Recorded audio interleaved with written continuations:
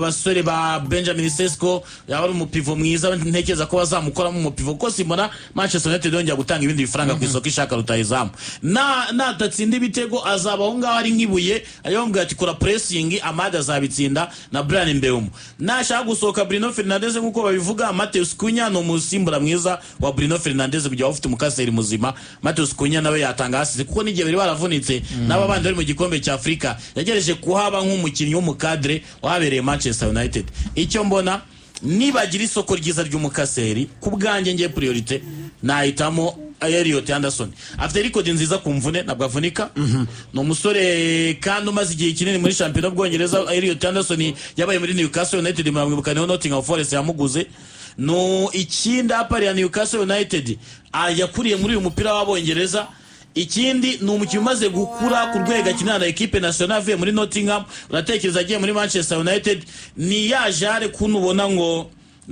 kunubona uheruka kuvayo akajya muri equipe nini yarabanje gukurira muri equipe noya ni Declan Rice yabaye muri West Ham aba mu mugabo kugeza ubwo batwaye igikombe cyo ku mugabane w'Uburayi ajya muri Arsenal still ya leadership arayimukana na Elliot Anderson niko mubona ntekereza ko na game muri Man City leadership yarafite azanayimukana muri defense nubwo wenda tayobora ku rw'aksiye ko na Man City n'abakadre kigira sibye Rodrigue undi muntu wa danger ninde bamutura mu wimwereye amata kubona nawe hari ukuntu yibereye yaraho ngo reba semenya gavuga ngo yaje ngo kuntwara ngo ibitego byanje nta kintu nyine bimubwiye araho ngaho ariturije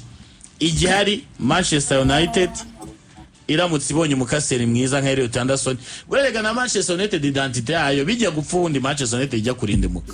yarenze isoko ryo mu Bwongereza ubundi Manchester Ferguson yakuraga abakinnyi b'imbere muri champion cyane ntabwo yarenga uri Ashley Young wabiciye muri Aston Villa ngwino hano uri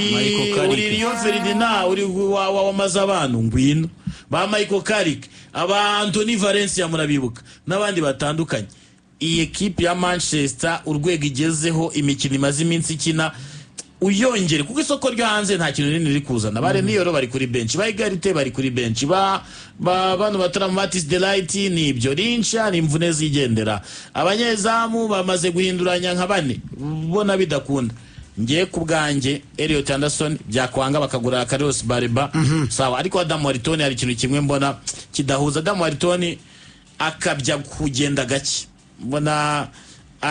agira afite moranteri kuntu ubona ntabwo ari umuntu wihutisha umupira ntabwo yihuta cyane atuma umupira ngo ugende ariko we ntabwo agent we atuma baro urisize ndi kubisobanura neza banibyo we atuma we ntiyirukana ni nayo karite yagiye arishisha cyane yirukankana n'umupira ahubwo yirukansa imipira sinzi muri kubyumva hari porte di baro we afite baro arayitwara ntabwo yuko ashaka baro mu kibuga ahantu hose bari kiyenga cyo kwishakira mu mwanya atuma baro yihuta ngiye magaze hano ndimo na screening ikibuga nayibonye ko Nepo yagiye nkamuha pass ngiye magaza bitansabye ngo niruka niyo garutse afite baro arayituma ikagenda kontra kayobora ndabyumva wakaguma ntabwo yiruka ntabwo akora turavaye ni ashaka baro nyine ndabyumva kandi Manchester United style bakina ya tugendere rimwe tugarukire rimwe ko ari nk'igihe usigara ukica kuraririza cyane Emmanuel Egarite biramuwe ugasigaramo meze nka mucuti wa Nepo witwa ariyo ni Carlos wate umwe Inter yararirije akagumamo yitwa wambara 11 nuza Luis Enrique cyane Manchester United ni simbuze Casemiro neza nk'izindi miliyoni rigibirira zirayiva oya kuri Kisamira avuga se ugira ngo assist ebyira amaze gutanga n'igitego kimwe muri match 22 ni n'uburyo amaze guclear ubwinshi witwa Elliot Anderson hese wabigisubizo uramaze gutera match 22 nibyo na Carlos Baleba muri 17 kuko yagiye no mu gikombe cya Afrika ariko niwe wamaze kuba mature nafu yitwa Elliot Anderson urakoze cyane urugendo rw'imyaka 4 rurasozwa tariki 17 ukwezi kwa gatanu muri uyu mwaka ubwo bazaba bari mu rugo bakiriye Nottingham Forest basoze basura Brighton ariko gazasezera kuri match yo mu rugo ya Nottingham Forest hanyuma basoze championnat tariki 24 z'ukwezi kwa gatanu basura Brighton ntabwo umuntu agenda atavuza amagambo Samir imuvane mwatangaje kugira ngo twumujye kuri imbamutima z'umuvane twa Enrique Carlos Casemiro ati I will carry United with me throughout my entire life ati nzatwara Manchester United igihe cy'ubuzima bwanjye bwose. From the first day I walked out at this beautiful stadium, ati kuva ku munsi wa mbere nkandagira kuri iyi stade nziza, I felt the passion of Old Trafford ati numvise urukundo rw'iyi stade Old Trafford, and the love that I know share with our supporters for this special club. ati n'urukundo ndetse n'ubushake nsangiye n'abakunzi b'ikipe. It's not time to say goodbye. ntabwo ari cyo gihe cyo kuvuga ngo murabeho. There are many memories to create during the next 4 months. ati hari ibindi ari izindi nzibutso twakora muri aya mezi akurikira. We still have a lot to fight for together. turacyafite byinshi byo kuruhatanira. My complete full focus will always remain on giving my everything to help our club to succeed. ati icyo nshyizeho umutima no gukora buri kimwe cyose kugira ngo mfashe ikipe yacu kugera ku ntego zayo. umukinnyi w'ikina hagati mu kibuga experience irusha abandi, umukinnyi waje avuye mu ikipe ya Madrid miliyoni 78 yazitanzweho yitwa Casemiro. uyu musore rero amaze gutangaza rwose ko ubu ari umwaka wa nyuma amezi 4 ari ya nyonga ikipe ya Manchester United. Casemiro navuga the man is gone. bon ushingiye kuri match yari yagize kuri Manchester Derby ntabwo ari inkuru Carlos Enrique Casemiro ntabwo ari inkuru nziza, na cyane ko uyu munsi amakipe arimo aribeshya mu bijyanye no kugura bano bakinnyi kubera ko bavuga ngo ugasanga umuntu ngo ni central midfielder bakavuga ngo ariko ngo na gatandatu ngo yahikina neza, ariko typically atariwo mwanya we nyine abafite umwanya we akina, ariko kubera akazi n'icyo akabati napfa kwakina. So rero natekerezaga ko wenda bashakisha undi mwana ukiri mutoya ushobora kuba yahakina akaza akabana na Casemiro umwaka utaha, kuko mu masezerano ya Casemiro nubwo nyine azarangiza muri mwaka wa 2026 ku myaka ine yari yasinye nibwo izabirangiye, ariko yari afitemo indi option y'umwaka umwe Manchester United irawugendana burya ngo yasinye imyaka ine n'undi mwaka umwe bashobora kongera. uriya mwaka rero ni Manchester United ibu ufite mu biganza, ibishatira ugwa ibishatira ukwima abarimo n'amafaranga bazagwa ko ndibuka nka Pogba bawushyizeho bahita bama miliyoni 3 n'igice kuri uwo mwaka neza. So rero iyo bishatse ihitwongera umuti wo mwongera mu negotiating nta bindi cyangwa se kabyihoreka kavuga ati igendere nta kibazo ine wasinyiye irarangiye. Rero nabonaga abo kuri The Athletic mu kanya aribo bavugaga ngo amakuru bafite Manchester United yamubwiye ko itazawongeraho, bivuze ngo ubwo ngubwo bagiye gushaka umukinnyi umusimbura, ko sintekereza ko bashobora kwizera Ugarte bose bahari n'ubundi bagiye bavuga amazina menshi, bagiye bavuga abitwa ba Gomez, bagiye bavuga wa Gomez, bagiye bavuga ba Elliot Anderson, bagiye bavuga ba Carlos Bareba. Ejo bundi muri sama byari byashyushye cyane bakima bashobora kuba bahakina, ubwo bivuze ngo bagiye gushaka undi mukinnyi uri buze kubaka partnership na Kobe Mainoo w'igihe kirekire, niko mbitekereza. So ariko ngiye nkurikije match yagize kuri Manchester Derby niyo experience wari ukomojeho, yari umwe mu barideri beza muri no equipe bijyanye n'urwego yakinnyeho, ntabwo navuga ko ari inkuru nziza. Ni igihombo gikomeye kubera ko mu myaka 4 agiye kwamara imyaka 2 ya mbere niyo wavuga ko wenda agiza mutubaza, ariko n'umugabo watangiye wari umaze kwisetinga muri equipe. ahubwo umwaka wa mbere wabaye mwiza, wari mwiza cyane. uwa kabiri bari we mubi, umwaka wa mbere n'umwaka mwiza cyane za Manchester United. So n'umukinnyi mu by'ukuri ufatira ni ikipe ya Manchester United hagati mu kibuga, n'umugabo wanyuzagamo ukabona hari imikino imwe n'imwe agiramo umusaruro ufatika ugaragara, akadesida agatsinda ibitego. Nibaza ko kuri Man U barafite n'igitekerezo cyo kuba bamwongera amasezerano. Igitekerezo cyari gihari pe umutoza yari yakigize kubera ko ni experience iri hari yarafite ara mu kibuga, ubushobozi ariko na capacity mu kibuga nabwo kanagaragara. Nibaza ko arutaga experience. Yego nibyo ni igihombo kuri Man U. Icyo kwibaza nyamukuru cyane kucyo atigeze afata icyemezo cyo kuba kuko yakongera amasezerano. Asahari wenda no kwibwiza ukuri abona atagifite se ubwo bushobozi, kandi bigaragara yuko yari umwe mu bakinnyi b'ingenzi mu kibuga. So nibaza ko ari igihombo kuri Man U kubera ko ari inkuru isohotse nonaha, wenda turakomeza verisiyo zirajya zisohoka, ariko kuri The Athletic bo bapostinga inkuru icyo bavuze ko ngo bafite babwiwe yuko ari equipe yadesize kutamwongera amasezerano kuri wa mwaka uri mu masezerano. Barazimuha nyine wenda muri barazimuharesha mu cyakumvikana umuntu wese ashobora kuba yakura kumva wenda mu gihe tugeze n'izindi verisiyo igihe ari cy'umugabo amaze gusezera ariko nureba nk'imyaka yari amaze kugira wenda na projet Manchester yifuza kubaka n'umutoza mushyashya ugiye kuza ku kintu Casemiro ku cyo atwara Manchester United cy'ubushobozi cy'amafaranga ibyo ngibyo byonyine wibuke Ratcliffe yinjira muri equipe yavuze ngo ni gute musinyisha umuntu mukamugura amafaranga na kuri akanahembwa n'ibingana gutya kuri iyi myaka yabivuze pe ibyo yarabivuze ni Casemiro kandi yavugaga ni Casemiro yavugaga akiri muri bya byo kwiyamamaza avuga ati nanjye nayigura ku myaka ngo 30 ngo biratangaje kubona umukinnyi agurwa miliyoni 78 akanahembwa ibyo ahembwa rero ihobwe tubyumva ko Deona ntabwo iki kintu cyamuvuyemo ko yamaze gufata ikipe arakivuza atarayigura ikindi Casemiro ko atanga umusaruro cyo ni ikintu ubona ko mino minsi ku bushobozi bwe naho ndi mu kigo ufite muri Manchester United ariko uyu munsi ikipe irimo ko y'umutoza umusigire barimo barapanga kuba bazana undi mutoza ntekereza ko amahitamo meza bazakora ku mutoza azaba ari umutoza uzashyigikirwa ku kigero cyo hejuru kuko abamubanjije babiri batwise ko bashyigikirwa nubwo wenda bo bakwinanirwa rero ntekereza ko ari projet bakwiye kujyanamo n'abakinnyi b'igihe kirekire atari umukinnyi nka Casemiro wakongera imyaka 2 uwa gatatu I doubt ko yawukina ku rwego rwa Casemiro ukaba tujya mu mishinga vuba ngiye kumusimbuza rero ntekereza ko niyo projet igihe kirekire kuri Manchester ushobora kuba yumva gushaka abakinnyi bazakorana n'umutoza mushyashya uzaza ntibizabwe kuvuga ngo ni umukinnyi wa experience ariko mu bushobozi mu by'ukuri wenda atemera atanga byinshi kuko Casemiro ndimo kwerekeza uyu munsi ni sawa umwaka utashobora kuba bimeze neza ariko ntaho imyaka yo turayiza Premier League imyaka kugeramo ubushobozi bwose bafite ugasanga buraburizwamo imbere y'imbaraga za Premier League zisaba nekereza ko Casemiro yaza ko ari nk'umuntu wenda mo guhembwa 105 mo guhembwa ibihumbi wenda 200 se bashobora kongera uyu mwaka ariko arimo aratwara byinshi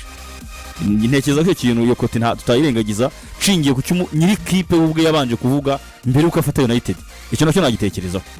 biranagendana kandi n'uburyo equipe nayo wamugane muri projet ya hari tekerezwa n'ibyavuzwe na Sir Jim Ratcliffe urabona ko n'umutoza waza bazinjira muri projet ariko yiganjemo abakinnyi benshi batoya batanatwara byinshi iyo capacity mu kibiga igaragara ariko batanatwara byinshi financially nibaza ko iyo yaba impamvu yumvikana n'umugabo rero usezeye mu by'ukuri imikino 146 amaze kwikina mu ikipe ya Manchester United yatwaraga kongera hindi wenda kuyameza ni muri ameza ni champion yatwaraga arenga hafi miliyoni 15 z'umushahara ku mwaka ayo ntago ari amafaranga make ku mukinnyi waka 350 ku cyumweru agatwa kugiye turasase nkane miri ya turasase nkane gusa ahubwo turasase butanisenge ahubwo nakavana kandi Manchester yarahindutse yakavukire nta gupfa kuyatwara ariko yari umukinnyi ariko se kuki buri ese Deu kuki batari kumwongerera uyu mwaka w'amasezerano wenda umwe hanyuma bagategura umukinnyi mutoya wakaguma nk'umukinnyi nyine ushobora kumenyereza wa undi mutoya kuko sometimes ari igihe equipe zikora amakosa cyangwa se zigakora ikintu cyiza bijya bibaho ko transfer ngiye nyiturusimbi ukaba wazana umukinnyi mutoya agatinda kuderivaringa agatinda kuba adapt muri equipe adaptation igatinda na wa undi mukuru waratandukanye nawe bikagukostinga no kujya resulta kenshi gashoboka para kandi nyamara zo kuzo kwaragumanya wa mukinnyi mu gihe uri gutegura n'umutoya bikamura kuko ari gitegura umukinnyi mutoya muri pressure ntabwo umukinnyi mwiza ariko imutegura mu mukinnyi wundi mukuru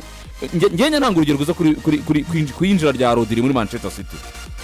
Rodri yinjiye bigaragara yuko ari umusimbura wande wa Fernandinho ariko nako state tangurukana Fernandinho yabanje kugira igihe gihagije cyo kumenyera Fernandinho si byose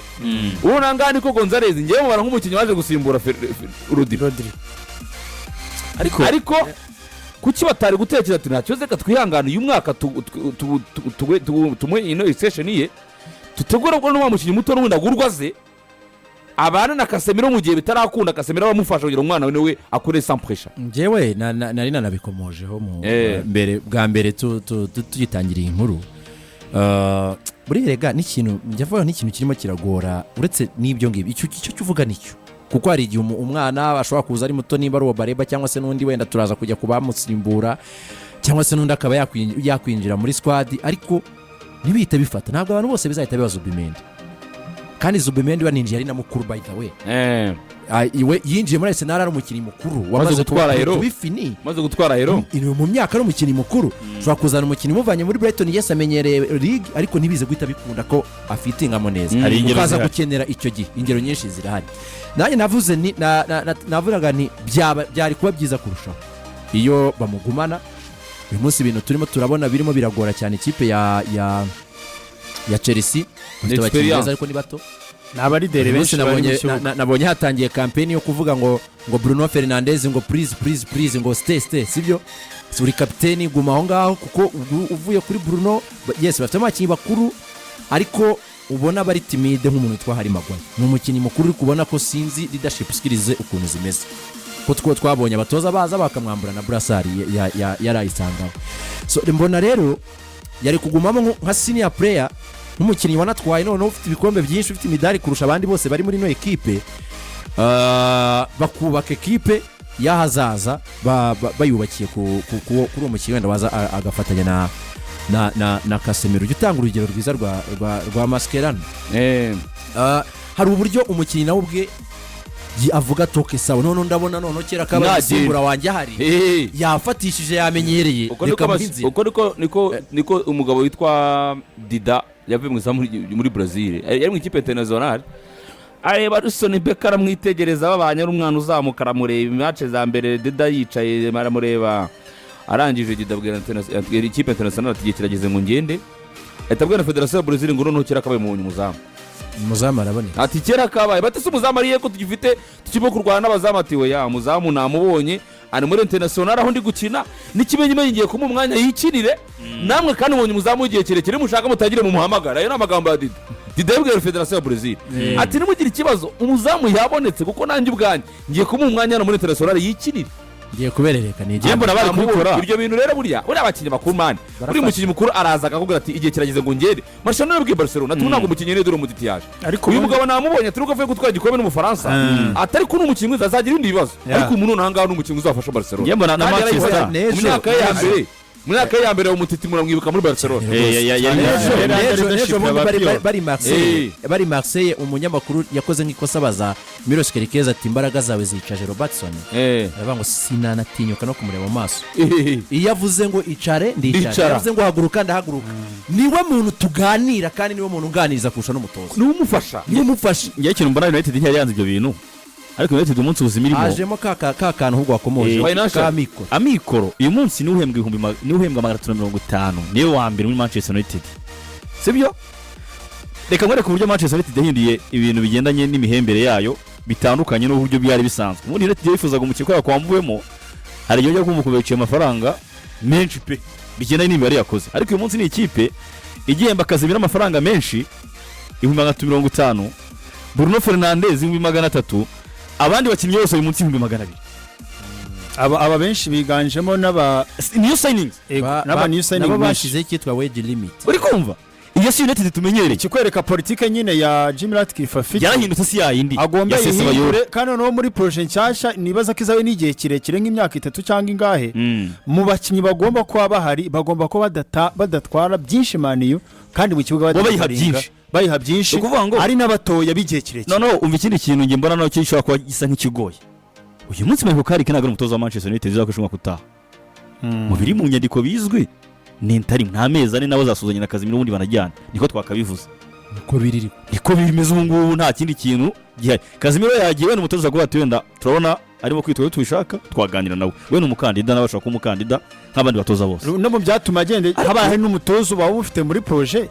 yaba na special case akamusaba ubuyobozi akavuga atari kuno muntu wenda si ngombwa ko mumurekura wenda bumwongera uwo mwaka ndamubona mu mibare yanjye burya ariko burya kenshi abagabo bafashe ikintu cyo kuvuga ngo byandikwe burya baba byaganiriyeho niyo mpamvu byo nta bitekereza cyane ariko noneho United uyu munsi nta mutoza ifite